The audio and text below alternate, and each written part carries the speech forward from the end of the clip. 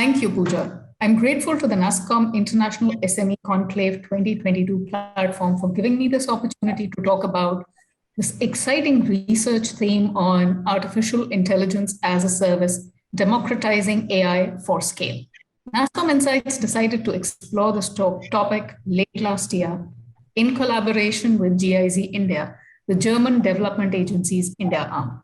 We believe that AI as a service will have a major impact on the speed of digital transformation for the end user organizations in the coming years, particularly the small and medium businesses, and that the tech SMEs will have a great opportunity to support their counterparts here. We all know that in the last 2 years of COVID-19, the pace of digital transformation has accelerated by several years, and that holds true even for AI projects. In fact, in 2021, IBM conducted its Global AI Adoption Index, and the findings were quite revealing. 3 in 4, that's almost 75% of the companies across major economies of the world, have either deployed AI or are exploring AI projects beyond POCs across the enterprise, much broader use cases in the immediate future. It's also seen in the rate at which global AI markets have expanded, nearly 45% year on year in 2021. And the spend is expected to hit almost $220 billion in the next 5 years. For India, the same results are expected. NASSCOM and McKinsey conducted a study, and they found that AI has the potential to unlock almost $500 billion worth of economic value for a $5 trillion economy that we are expecting by 2025. That's almost 10% of the economy, and that's big. So what's really driving this? And why are we talking about AI as a service? We are still coming to terms with a lot of the sophistication of AI. I'll tell you 5 factors that we could find, and we've kind of explored those in depth in our report. First, India's cloud adoption has grown phenomenally, the highest jump year on year in 2021 of more than 50%.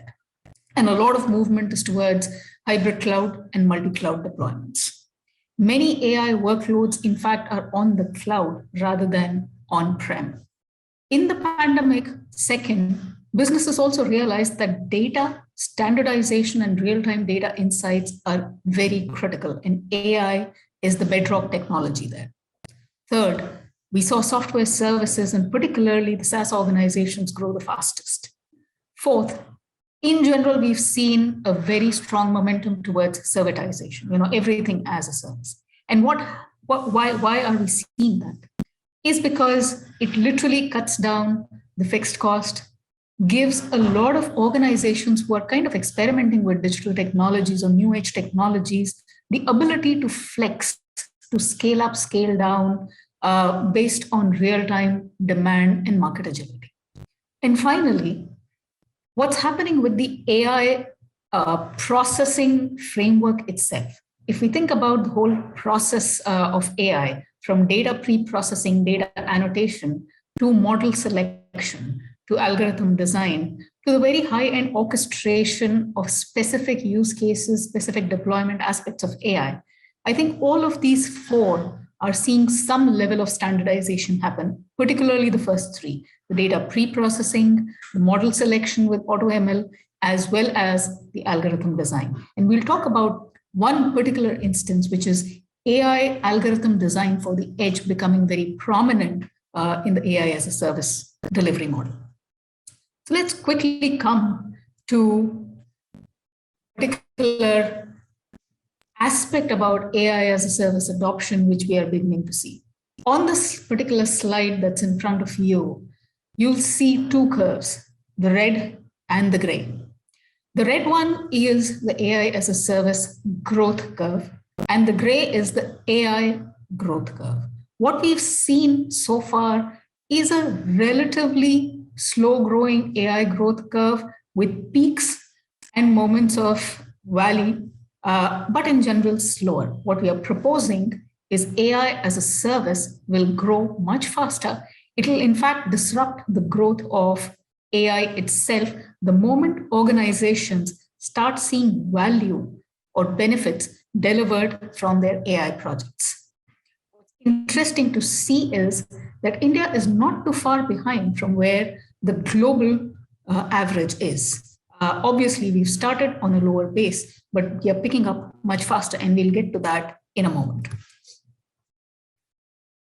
We've spoken about some of these factors, but what's also interesting to see is the kind of delivery models that will shape up. Regarding this, we wanted to get some expert opinion. So what we've done in this study is also spoken to nearly 30 AI experts across various kinds of industries, large IT services companies, cloud hyperscalers, analytics providers, established AI solutions providers, some specialist startups, as well as some end user companies. So we've kind of covered the universe. And what we've understood is that there's a diversity of points of view. Obviously, because this is an emerging area, nobody knows very clearly or very distinctly how this will shape. But there are certain commonalities with the managed services framework, with the cloud, and with the SaaS models that we are beginning to see. One, there'll be a lot more off-the-shelf products, particularly on the algorithm side. We are beginning to see vertical solutions, whether they are by the function or the product line or a particular business problem, as well as momentum towards platform solutions, which the larger organizations definitely would want to offer, which will be something similar to large managed contracts. But what kind of models will exist will depend on how the provider landscape shapes. And most experts are of the view that there'll be ample space for the large as well as the small providers to make their mark in this space. Now, how is India positioned really to take control of this new and this promising opportunity? As you see on your screen right now, on the left, we have the AI market broken down by hardware and software and services, and overall the AI market size to your bottom right. AI is likely to grow 4 to 5x in India, similar to the global growth.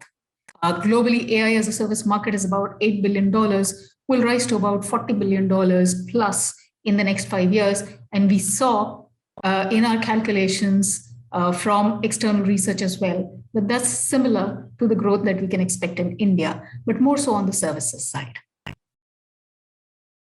There are two things that are driving the AI as a service maturity. One is the overall value chain of AI as a service. And we'll get to that in a moment. But most importantly is the diversity of the use cases. You look at the kind of sectors that are picking up AI as a service. It's BFSI, retail, manufacturing, healthcare, apart from the large presence of the technology service providers itself. If you look at the non-tech, those 4 sectors are the major drivers here. And we'll continue to see that grow even in India.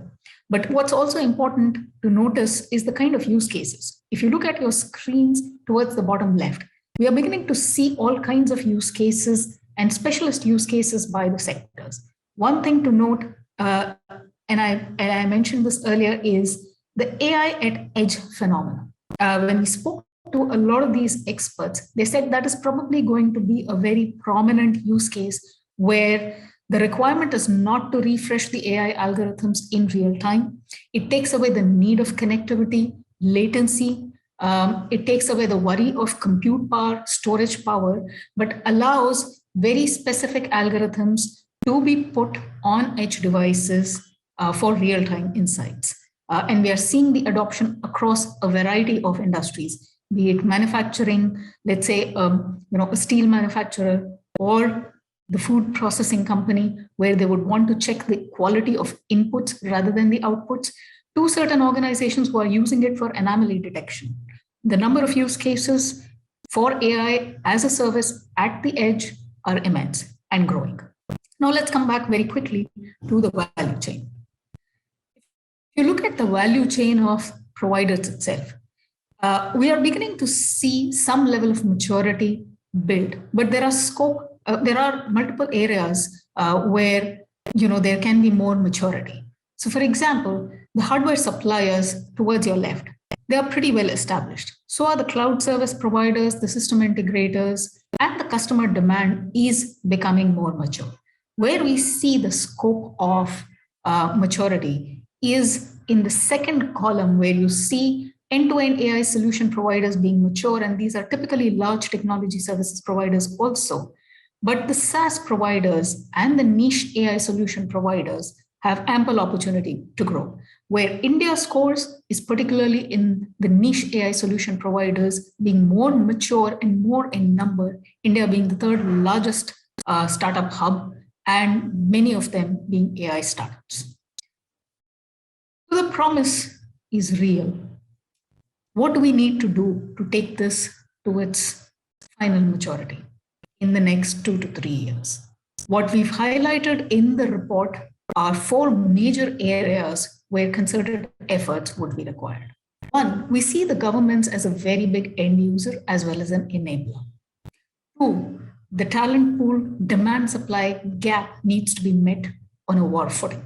3, technology advancement itself. AI is moving beyond machine learning to more sophisticated computer vision, speech to text, and natural language processing use cases. And 4th, last but probably the most critical, the collaboration between the niche providers as well as the large players, and the kind of delivery models and opportunities that it will give to the end user market. With that, I invite all of you to explore this freely available research on our NASSCOM website as well as the NASSCOM community website. We will have this available within 1 to 2 days. We hope you enjoy reading it, and we look forward to your feedback as we explore this area further.